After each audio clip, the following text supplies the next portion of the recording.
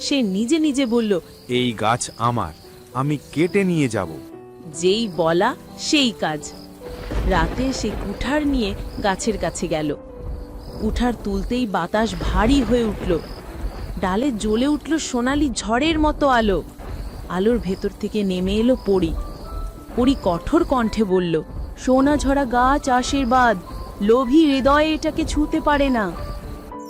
শহীদুলের হাত জ্বলে উঠল, কুঠার পড়ে গেল।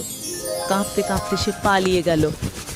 পরী রূপার মাথায় হাত রেখে বলল, ধন যখন আসে, ভাগ করলে আশীর্বাদ জন্মায়, জমিয়ে রাখলে সব শুকিয়ে যায়। এরপর থেকে পরিবারটি সিদ্ধান্ত নিল, দরকার মতো কিছু সোনার দানা তারা বিক্রি করবে, কিছু গ্রামের গরিব মানুষদের দেওয়া হবে, আর বাকিটা গাছেই থাকবে প্রকৃতির দান হিসেবে।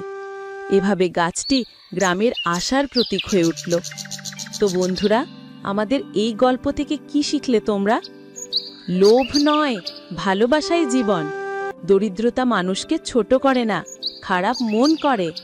প্রকৃতি সৎ হৃদয়ের পাশে থাকে।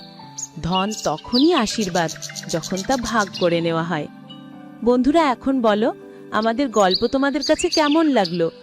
যদি তোমরা চাও আরও মজার মজার গল্প শুনতে, তাহলে এক্ষুনি আমাদের চ্যানেলটা সাবস্ক্রাইব করে পাশে থাকা অল লেখা বেল আইকনটি ক্লিক করে দাও।